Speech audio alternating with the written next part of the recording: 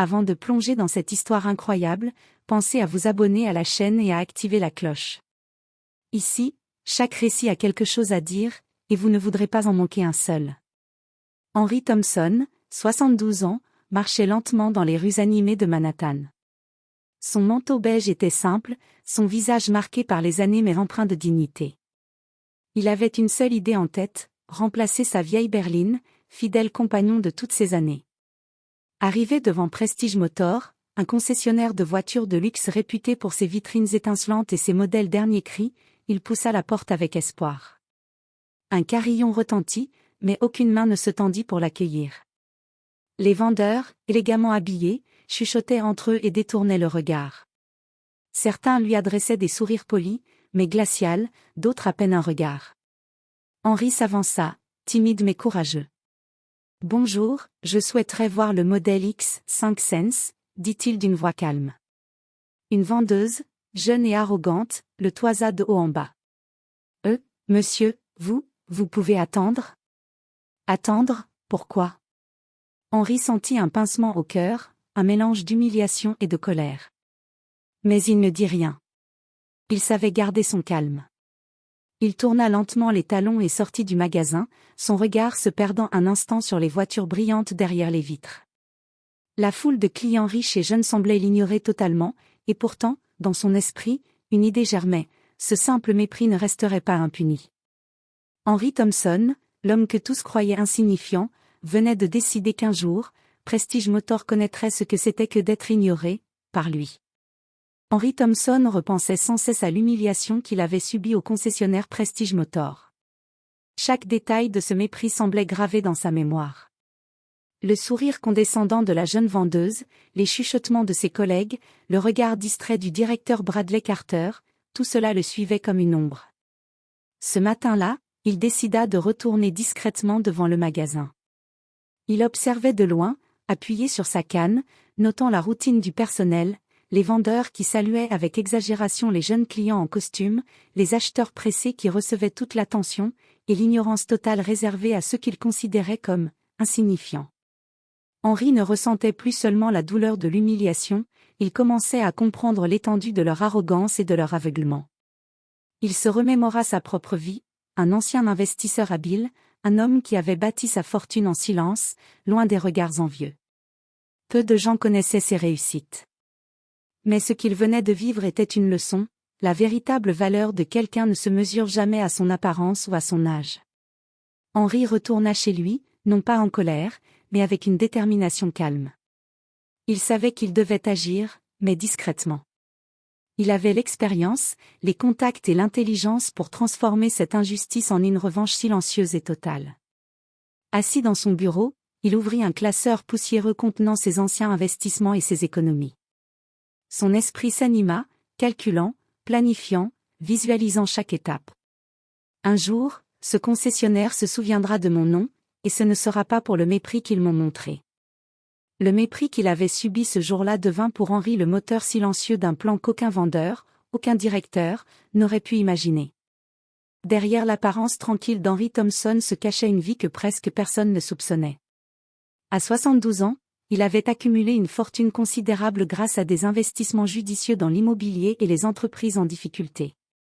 Contrairement à beaucoup de retraités, il n'avait jamais cherché la reconnaissance ou le prestige. Son objectif avait toujours été la sécurité et la liberté de penser et d'agir à sa guise.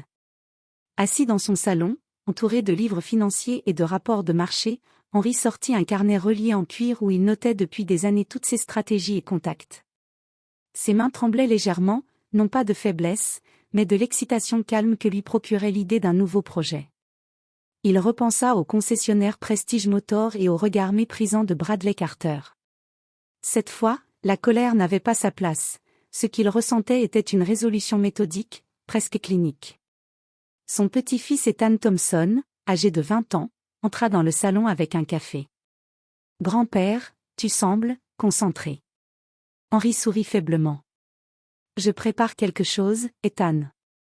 Une leçon pour ceux qui pensent qu'ils peuvent ignorer les autres sans conséquence. » Ethan haussa les sourcils, intrigué. « Une leçon ? Tu parles du concessionnaire de voitures de luxe ? » Henry hocha la tête. Exactement. Mais ce ne sera pas une leçon criante ou publique, ce sera subtil, efficace et définitif. Cette révélation suffit à Ethan pour comprendre que son grand-père n'était pas l'homme faible et insignifiant que les gens pensaient connaître. Henry avait toujours été discret, mais chaque décision qu'il avait prise dans sa vie reposait sur la patience, la stratégie et la précision. Et maintenant, il était prêt à mettre toute cette expérience au service de sa revanche contre l'arrogance et le mépris. Il passa la soirée à dresser un plan, analyser les finances du concessionnaire, identifier les partenaires clés, et mobiliser son réseau d'anciens associés. Tout devait être parfait. Henry savait que le plus grand pouvoir venait de la préparation et de la patience. Ce qu'il avait subi ce jour-là au concessionnaire allait devenir l'opportunité de sa vie. Henry Thompson savait que pour transformer l'humiliation qu'il avait subie en victoire, il devait agir avec méthode et discrétion. Chaque détail comptait. Il ne voulait pas simplement racheter Prestige Motors, il voulait le faire de manière à ce que les responsables de son mépris se rendent compte de leur erreur, trop tard. Il commença par analyser l'entreprise dans les moindres détails, bilan financier, parts de marché, contrats avec les fournisseurs et clients fidèles. Il remarqua rapidement certaines faiblesses, une dette importante auprès d'une banque locale, des ventes en stagnation et un personnel arrogant mais peu compétent. Pour Henry, c'était une opportunité parfaite. Ensuite, il contacta ses anciens partenaires financiers, ceux qui connaissaient son sérieux et sa discrétion. Parmi eux, Laura Benson, avocate spécialisée dans les rachats d'entreprises, réputée pour sa rigueur et son sens de l'éthique. Marcus Reed, expert en stratégie et finance, capable de structurer l'acquisition et de lever les fonds nécessaires rapidement. Lors d'une réunion dans le bureau discret d'Henry, il expliqua son plan. Je veux racheter Prestige Motors. Mais ce n'est pas juste pour le contrôle de l'entreprise. C'est pour montrer que le mépris peut coûter cher, et que la patience et l'intelligence sont des armes bien plus puissantes que la colère. Laura fronça les sourcils. Henry, tu veux dire que tu comptes faire tomber l'entreprise pour une simple humiliation? Henry sourit calmement. Pas pour une humiliation, Laura. Pour la justice. Et je ne veux pas que ce soit violent ou destructeur. Je veux que ce soit méthodique et définitif. Marcus hocha la tête, impressionné par sa précision. Très bien.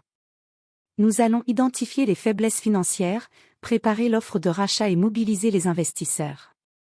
Tout doit être parfait, sans erreur. Pendant plusieurs semaines, Henry travailla en secret. Il analysait chaque document, chaque contrat, chaque chiffre, et préparait un plan financier solide. Il savait que le plus petit faux pas pouvait compromettre l'ensemble de son projet. Et plus il avançait, plus l'idée de racheter l'entreprise prenait forme, non pas pour se venger avec haine, mais pour redresser un tort et instaurer la justice là où le mépris avait régné. Henry gardait le secret même auprès de ses voisins et amis. Personne ne devait savoir qu'il préparait une manœuvre qui changerait à jamais le destin de Prestige Motors. Son apparente tranquillité était un masque. Dans son esprit, il voyait déjà le moment où le concessionnaire, autrefois arrogant, se retrouverait sous son contrôle, et ce moment approchait. Après des semaines de préparation minutieuse, Henry Thompson se sentait prêt à passer à l'action. Il avait étudié les finances de Prestige Motors, identifié ses vulnérabilités, et structuré une offre solide avec l'aide de Laura Benson et Marcus Reed. Il était temps de faire le premier pas officiel.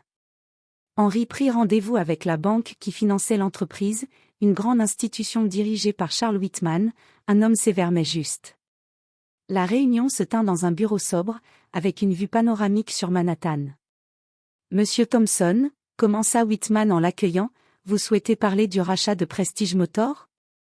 Henry hocha la tête, posant calmement son porte-documents sur la table. Oui. Je crois avoir une offre qui bénéficiera à toutes les parties. Whitman feuilleta les documents, l'air sceptique. Vous comprenez que c'est une entreprise de prestige, avec un personnel expérimenté et des clients fidèles, vous êtes certain de vouloir vous lancer là-dedans? Henry sourit, détaché. Je suis conscient des défis, monsieur Whitman. Mais je suis préparé. Et je crois que je peux faire mieux que les dirigeants actuels. Pendant ce temps, au siège de Prestige Motors, le personnel ignorait totalement les mouvements d'Henry. Bradley Carter, le directeur arrogant, continuait de se vanter auprès de ses collègues. Qui se soucie de ce vieil homme? Il n'a aucune chance. Ce commentaire, innocent pour lui, résonna comme une provocation silencieuse aux oreilles d'Henri. La banque valida la première étape du processus, elle accepterait de considérer sérieusement l'offre formelle d'Henri. Cette première victoire, bien que discrète, marquait le début de la fin pour Bradley Carter et son équipe. Henri savait que le véritable pouvoir ne résidait pas dans la force ou le bruit, mais dans la patience et la stratégie. Henri sortit du bureau avec un sentiment de calme triomphant. La route serait longue et nécessiterait prudence et précision, mais chaque pas le rapprochait de son objectif. Il savait que, très bientôt, ceux qu'il avait ignorés et méprisés découvriraient que l'homme qu'ils considéraient insignifiant détenait maintenant les clés de leur destin. Quelques mois plus tard, le moment tant attendu arriva. Grâce à sa préparation minutieuse et au soutien de ses partenaires, Henri Thompson réussit à finaliser le rachat de Prestige Motors. La nouvelle fit rapidement le tour du secteur automobile. Le vieil homme que tout le monde avait ignoré détenait désormais l'entreprise entière. Dans le hall du concessionnaire, le personnel vaquait à ses occupations comme si de rien n'était. Bradley Carter, sûr de lui, discutait avec des clients, vantant l'exclusivité et la réputation de l'entreprise. Soudain, un courrier officiel fut distribué à tous les employés. Henri Thompson est désormais propriétaire de Prestige Motors. Le silence tomba. Certains restèrent figés, d'autres laissèrent échapper un rire incrédule. « C'est impossible », murmura une vendeuse. Bradley, lui, blêmit. Sa fierté et son arrogance venaient de s'effondrer en un instant. Il se précipita dans le bureau d'Henri, espérant une explication. Henri, calme et impassible, l'accueillit avec un simple sourire.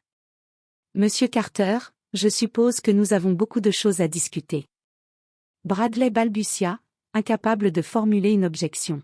« Mais, comment ?» Henri posa doucement sa mallette sur le bureau.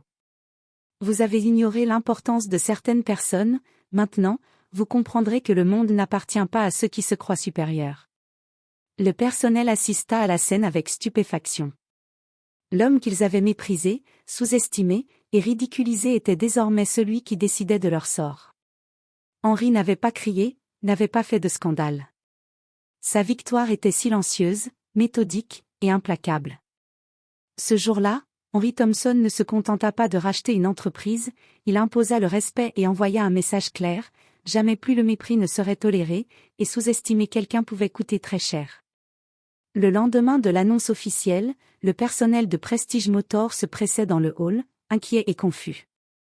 L'atmosphère autrefois détendue et arrogante était devenue lourde de tension. Bradley Carter, autrefois sûr de lui, avait du mal à soutenir le regard d'Henri Thompson. Henri convoqua tous les employés dans la grande salle de réunion. Il s'assit calmement derrière la table de conférence, observant chaque visage. Son expression était neutre, mais ses yeux trahissaient une détermination implacable. « Mesdames et messieurs, commença-t-il, d'une voix posée mais ferme, j'ai repris cette entreprise pour la remettre sur le chemin de l'excellence.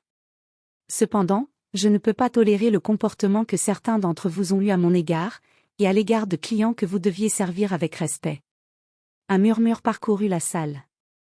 Bradley tenta de protester, mais Henri leva la main, imposant le silence.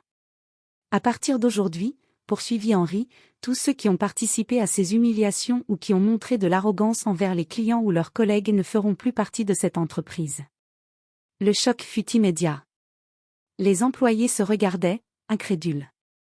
Certains tentèrent d'argumenter, d'autres baissèrent la tête, honteux.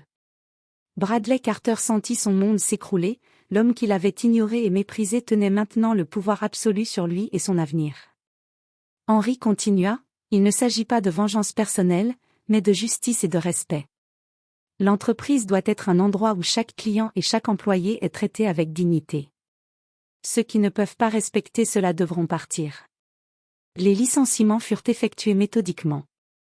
Chaque employé recevait une lettre officielle et une explication claire. Henri ne criait pas, ne faisait pas de spectacle. La justice, dans sa forme la plus silencieuse et implacable, venait de frapper. Ce jour-là, Prestige Motors perdit son personnel arrogant, mais gagna une leçon que personne n'oublierait jamais, sous-estimer ou mépriser quelqu'un peut coûter très cher. Et Henri Thompson, l'homme ignoré, venait de montrer que la patience et l'intelligence sont plus puissantes que la colère ou l'arrogance. Avec le personnel précédent licencié, Henry Thompson savait qu'il devait agir rapidement pour redresser Prestige Motors. Il commença par recruter des employés compétents, et surtout, respectueux, ceux qui comprenaient que le client et leurs collègues méritaient considération et dignité. Parmi les nouvelles recrues, Jessica Miller, responsable des ventes, réputée pour son professionnalisme et sa capacité à traiter chaque client avec attention. David Collins, expert en marketing et stratégie, capable de repositionner l'entreprise sur le marché et d'attirer une clientèle exigeante mais fidèle. Henry passa ses premiers jours à observer attentivement chaque processus, de l'accueil des clients à la présentation des véhicules, en passant par la gestion des stocks et la communication interne. Il introduisit des standards élevés de service, mais toujours avec patience et pédagogie, jamais avec arrogance. Il organisa également des réunions quotidiennes pour discuter de la vision de l'entreprise. Nous ne vendons pas seulement des voitures de luxe, expliqua-t-il à son équipe, nous vendons une expérience. Chaque client doit se sentir respecté et valorisé, et chaque employé doit être fier de son travail. Rapidement, les effets de la transformation se firent sentir. Les clients commencèrent à remarquer le changement, un accueil chaleureux, des conseils honnêtes et personnalisés, une ambiance professionnelle mais agréable. Les ventes, longtemps stagnantes, augmentèrent mois après mois. Bradley Carter, désormais simple ancien employé licencié, observait de loin la réussite d'Henry avec amertume. Ce qui avait commencé comme une humiliation pour Henry devenait maintenant une démonstration éclatante, le respect et la compétence surpassent toujours l'arrogance et le mépris. Henry, lui, restait humble. Il ne cherchait pas la gloire, mais la justice et l'excellence. Chaque jour, il veillait à ce que Prestige Motors reste un exemple, un endroit où le talent et le respect étaient récompensés, et où le mépris et l'arrogance n'avaient pas leur place. La transformation de Prestige Motors ne passa pas inaperçue. Les clients fidèles et les nouveaux venus remarquaient l'attention portée à chaque détail, le respect envers chaque visiteur et la courtoisie du personnel. Rapidement, des témoignages positifs apparurent sur les réseaux sociaux, suivis par des articles dans les journaux locaux. Un matin, Henry reçut un appel inattendu de Karen Lewis, journaliste économique renommée. « Monsieur Thompson, vos récentes actions chez Prestige Motors font sensation. On parle d'un véritable renouveau et d'une culture d'entreprise centrée sur le respect. Accepteriez-vous de nous accorder une interview ?» Henry sourit. « Avec plaisir, Karen. Mais je tiens à préciser, ce n'est pas une histoire de gloire personnelle. Il s'agit de montrer que le respect et l'excellence peuvent changer une entreprise. » L'article fut publié avec des photos d'Henry en pleine discussion avec son équipe, illustrant la nouvelle ambiance du concessionnaire. Le public fut captivé par l'histoire du vieil homme autrefois ignoré devenu maître de l'entreprise. Les anciens clients, qui avaient fui le concessionnaire à cause du mauvais service, revinrent, séduits par le changement. La réputation de Prestige Motors s'éleva rapidement, non seulement pour ses véhicules de luxe, mais pour son service exemplaire et son éthique professionnelle. Pendant ce temps, Bradley Carter et les anciens employés licenciés observaient de loin, impuissants. L'arrogance et le mépris qui avaient caractérisé leur gestion étaient désormais dépassés par le professionnalisme et la vision d'Henry. Le vieil homme ignoré était devenu un symbole, la preuve vivante qu'aucune humiliation n'est définitive, que la patience et la détermination peuvent transformer l'injustice en opportunité. Henry Thompson n'avait pas seulement racheté une entreprise, il avait redéfini ce que signifiait le respect et le leadership. Les semaines passaient, et l'impact des décisions d'Henry Thompson devenait de plus en plus évident. Les anciens employés, licenciés à cause de leur arrogance et de leur mépris, avaient maintenant le temps de réfléchir à leurs actions. Certains tentaient de trouver de nouveaux emplois, mais le secteur avait entendu parler de leur comportement passé et se montrait prudent à leur égard. Bradley Carter, autrefois si sûr de lui, vivait un quotidien amer. Il se rendit compte que son arrogance et son mépris envers Henry avaient conduit à sa perte. Chaque succès de Prestige Motors sous la direction d'Henry était une piqûre de rappel, il avait sous-estimé quelqu'un en raison de son âge et de son apparence. Henry, quant à lui, ne cherchait pas à humilier davantage. Lors d'une rencontre fortuite avec Bradley, il dit calmement. « Vous avez eu votre chance de montrer du respect, Bradley. Vous l'avez gaspillé. » Mon but n'était pas de vous punir personnellement, mais de montrer que l'arrogance et le mépris ont un prix. Bradley baissa les yeux, honteux, incapable de répondre. Il comprit que sa leçon était amère mais juste. Dans l'entreprise, Henry veillait à ce que la nouvelle culture perdure. Chaque employé, chaque recrue, savait que le respect et la dignité étaient au cœur de la mission de Prestige Motors. Les clients sentaient cette différence et l'appréciaient, renforçant la réputation de l'entreprise. Les anciens employés licenciés, en revanche, durent faire face aux conséquences de leur choix. Ils comprirent qu'ignorer quelqu'un ou traiter les autres avec mépris ne pouvait jamais apporter de succès durable. La leçon de Henry était claire, la patience, l'intelligence et le respect valent bien plus que l'arrogance et l'indifférence. Ce chapitre de leur vie, bien que douloureux, resterait gravé dans leur mémoire. Et pour Henry, chaque sourire d'un client satisfait, chaque succès de l'entreprise, était la confirmation que sa méthode silencieuse mais déterminée avait fonctionné.